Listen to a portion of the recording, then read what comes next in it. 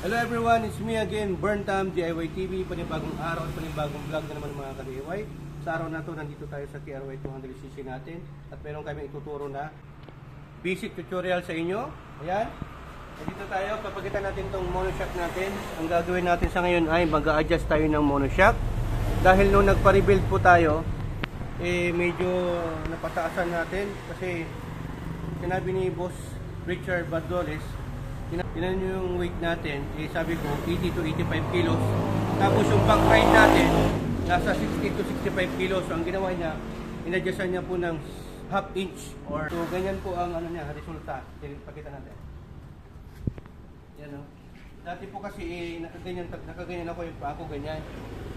Ngayon nung ni-rebuild at na-adjustan, naging ganito na.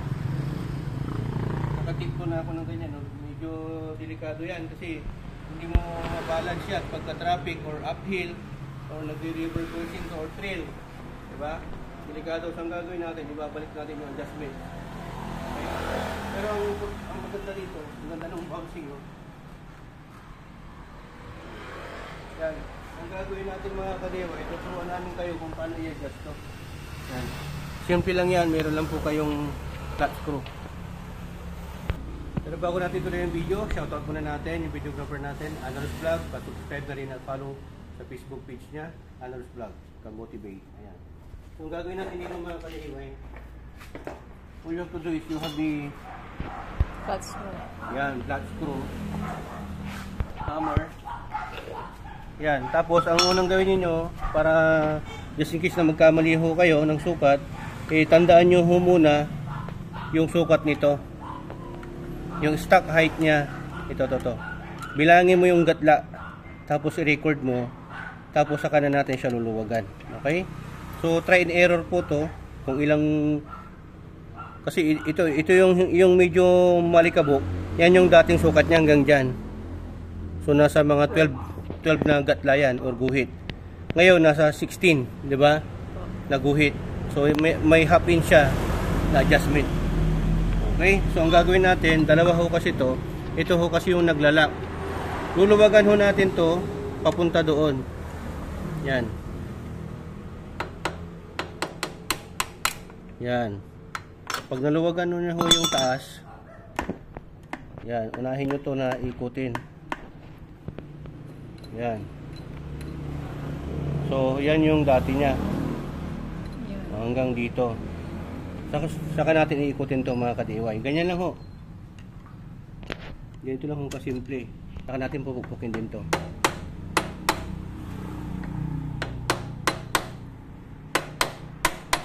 Yan. Para hindi na tayo magbabaklas nitong monoshock. Yan. Ang ibang ginagawa ho ng ibang mga ka-DIY para hindi ho hirap, binababa ho nila to Kaya lang wala ho kasi tayo nung pag-anuhan dito. Pagbabaan. Kasi kung ang gagawin natin ganyan, matigas ho kasi itong spring ng monoshock hindi natin to maibaba. Kung sa mga Mio lang to, maibababa natin yan. Kaya ganun ho talaga yung gagawin natin diskarte dito. Puk. Kaya mapapansin nyo mga ka-DIY, ito, nagdikitan to kanina. Ngayon nung tinataas ko to, yan, bumuka na yung coils. Yung coil niya o yung spring niya. Ayan. Aray. Ayan. Lapit na tayo. Kung gagawin natin, bibilangin na natin to. Ayan. Bumuka na Lapit na. Lapit na masira. Joke. Isa pa. Try muna natin dito mga ka-DIY. Ayan mga ka-DIY. O diba kanina nagkaganyan tayo?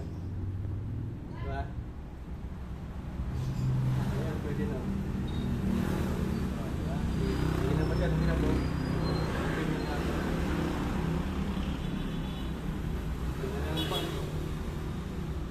Na. Yan, yung bounce. Yung valving niya.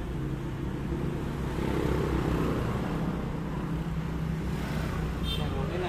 Yan. Ulit na na. Yung konti pa. Para mas maganda. Hindi hirap.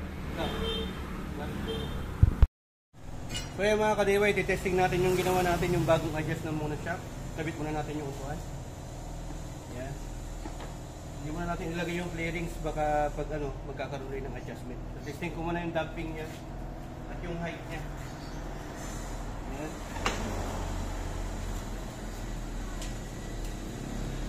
Ganyan pa rin, pero bumaba na ngayon. Nasa 10 na guhit or katla. Dati kasi nasa 12 yung stock height niya, di ba, yung ginawa natin. Ngayon nasa 10.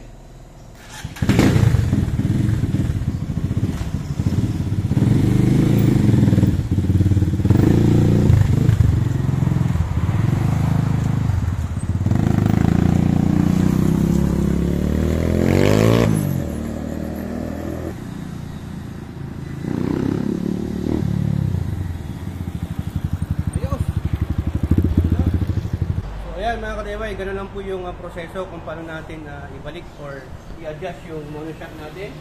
So unahin nyo na tanggalin siyempre yung flarings dito, magkabilaan, pero kahit na itong isa lang. Tapos siyempre bago nyo matanggal to, tatanggalin nyo talaga yung mga tornilyo. Tapos itong hose ng breather para sa air cleaner, tanggalin nyo rin, iangat yung ganyan.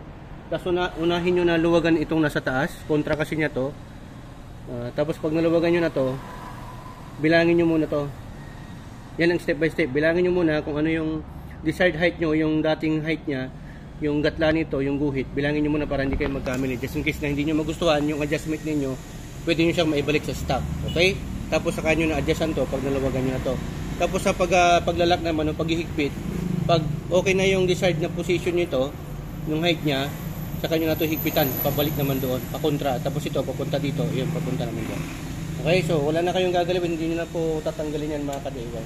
So ito, hindi ko muna ibabalik yung fairings niya kasi try and error pa yung adjustment niya. Pagka may angkas ako, titingnan ko kung hindi ito dadapa. Kahit kasi na nakadapa to, parang naka 155 ka. Dapat kasi ito, yung dovetail nito, yung kapalodo nito, dapat nakaangat na ganyan para pogi. Ayan, hoping na may natutunan na naman kayo mga ka-DIY. Dito sa HPT, dalawa lang po ang meaning ng DIY. Do it yourself at destroy it yourself. Dito sa HPT, natuto ka na, nakatipid ka pa. So, yan sa HPT, sharing is caring. Ayan, so, hoping naman natutunan na kayo. Follow na kayo. Subscribe din ako sa YouTube channel natin, Burn Time HPT TV also. Bago natin makalimutan, shoutout muna natin yung grupo natin sa group page, KRY Nation, KR Nation, at KRC 200cc. At syempre, kaya natin ito na-adjust para meron tayong control. Yung balance natin, mahirap na, nakatipto ka ng ganyan, paakit ka ng uphill, mag-trail ka, or pag may angkas ka sa traffic lalo na, mahirap, baka hindi mo ma-auto-balance ka, matumba ka, delikado, di ba? So, dyan sa may mga KRY 200cc natin, ng mga tropa natin dyan, kung gusto nyo magpa-adjust, magpababa ng monoshock, dito sa likod, at crankshock, punta lang po kayo dito sa HPT Motor Parts in Carwa, sa may Quinto Casbo. Ayan, Ryan Sabangan, kung gusto mo, adjustan natin kung hindi kung mataas pa siya, pwede natin adjustan kung hindi pa na-adjustan. Shoutout din natin Marcos Carawas ng Bawang La Union at Marco Larinas. Ayan, maraming salamat. To God all be the glory and Burn Time. Signing off.